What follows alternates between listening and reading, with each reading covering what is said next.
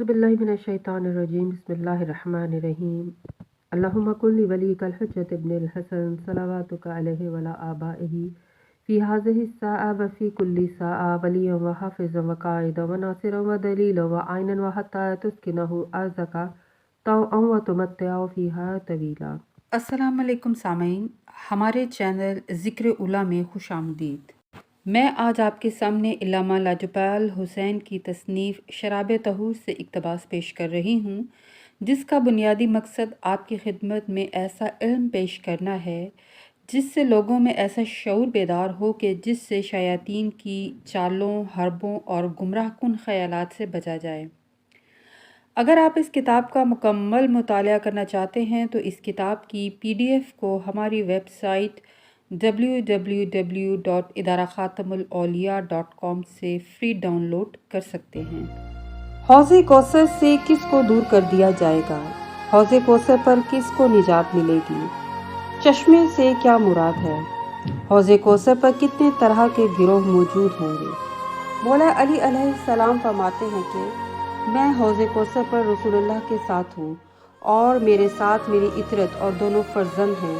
हर वो शख्स जो हमें चाहता है उसे चाहिए कि हमारे कौल पर अमल करे, हमारे किरदार की पैरवी करे। बतहकीक के तमाम अहले बैत नजीब हैं और शफात हमारे साथ है और हम अपने दोस्तों की शफात करते हैं। हमारी मुलाकात के लिए वो हौज़े कौसर पर एक दूसरे से सबकत ले जाने की कोशिश करेंगे। हम अपने दुश्मनों को वहाँ से दूर कर देंगे और दोस्तों और मुहिब्बों को इससे सैराब करेंगे। जो शख्स इस शरबत को नोश कर लेगा उसके बाद तशना ना होगा। हमारे हौज़ में जन्नत से दो नहरें आती हैं, एक तस्नीम से और दूसरी मुइन से, जिसके किनारे पर मिट्टी ज़ाफ़रान की और रेत, मोती और याकूत की। यही नहर कौसर है। इस हदीस पाक में चंद नकात अहम हैं जो गौर तलब हैं। अव्वल ये कि हौज़े कौसर पर रसूलुल्लाह की हिमायत अमीर कायनात अली अलैहिस्सलाम को हासिल है। दोयम मौला अली अलैहिस्सलाम ने कौल व फ़ेल की अताअत का हुक्म दिया है, यानी हौज़े कौसर पर निजात उसी की है जो मोहब्बत अहले बैत के साथ आपके किरदार की पैरवी करे। नंबर 3, शफाअत के लिए दोस्ती शर्त है और दोस्त वही होता है जो मुश्किल कुशाई करे।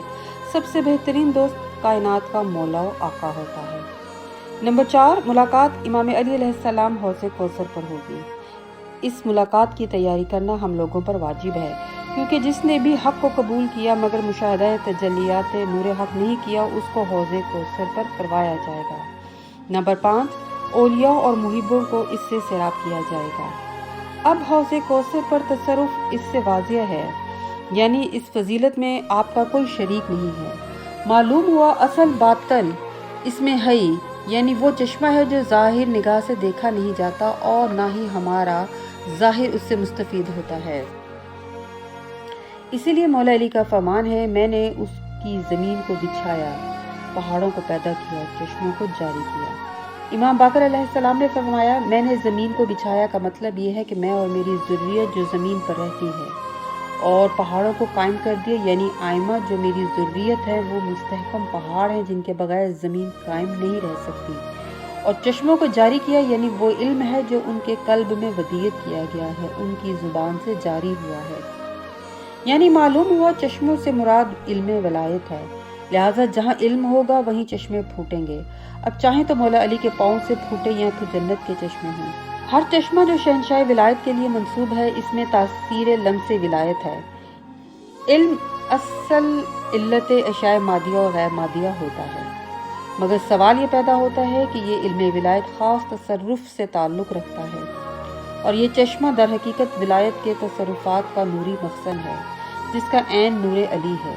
यही वजह है कि मीर कायनात ने कई मुकामात पर अपने खुतबात में लफ्ज़ अना का जिक्र करते हुए तख्लीक़ कायनात की हर शय का जिक्र फरमाया है, जिससे मालूम होता है कि हर शय की तख्लीक़ की इल्लत उनके कलाम से हुई।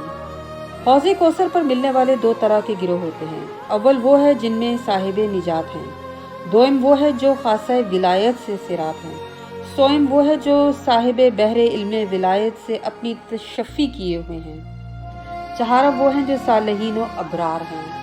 लेकिन हमारी मुराद खासीन है जिनको दुनियावी ज़िंदगी में अमीर कायनात ने हकीकत कौसर से सिराब फरमाया है, वरना मरने के बाद हर एक को चश्मा हयात दिखाया जाता है کافر کی تمنا واپس لوٹ کر عمل صالحہ کرنے کی ہوتی ہے، کیونکہ جب وہ عصر خاص کا مشاہدہ کرتا ہے تو یہ آرزو اس کے قلب مردہ سے نکلتی ہے۔ کیا وجہ ہے کہ انسان اس قطرہ کوثر یا چشمہ حیات کا اثر نورانیہ دیکھ لیتا ہے تو اس کا باطن ہی ظاہر پر غالب آ جاتا ہے؟ آپ خضر علیہ السلام کو دیکھیے، جن کی عمر اتنی طویل ہے اور ظاہر غائب ہے۔ کیا انہوں نے چشمہ حیات سے پیا ہوا ہے، جس کے بعد ان کا ظاہر بھی باطن میں بدل گیا؟ تو ظاہر بھی باطن کی طرح غائب پر اسرار ہو گیا، یعنی باطن کا ادراک ظاہر کو ہو جائے تو ظاہر باطن کے ساتھ پرواز ملکوتی کا حامل بن جاتا ہے۔ جب ظاہر و باطن ہم پرواز ہم جنس ہو جائے تو ظاہر بھی ولی ہو جاتا ہے۔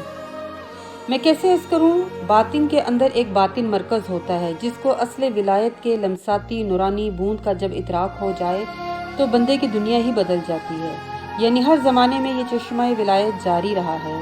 جس نے بھی طلب خالص کی ہے اس کی روح کی پیاس ہمیشہ کے لیے بجھی ہے۔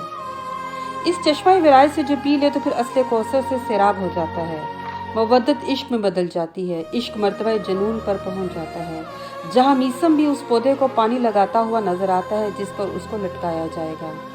کبھی میسم نے کوشش کی کہ اس پودے یا درخت کو جڑ سمیت اکھاڑ دوں یا کٹوا دوں؟ نہیں، کیونکہ عشق جنون ہمیشہ نور کوثر میں غوطہ زن رہنا پسند کرتا ہے، اسی لیے وجود ظاہر کی پرواہ نہیں رہتی، بلکہ بے نیازی جتنی بڑھتی ہے پرواز روح اتنی بلند ہوتی ہے، جہاں سے مقام بقا کا راستہ نظر آتا ہے۔ تو بندہ مومن کو اس مقام فنا سے بے انتہا پیار ہے جہاں ظاہر کو لٹکا دیا جائے گا اور باطن پر حجاب کوثر وہیں سے کھل جائے گا۔ یہ کوثر کی نورانی بوندوں کی طلب ہی چشمہ حیات سے سیراب ہونے کی تمنا ہے۔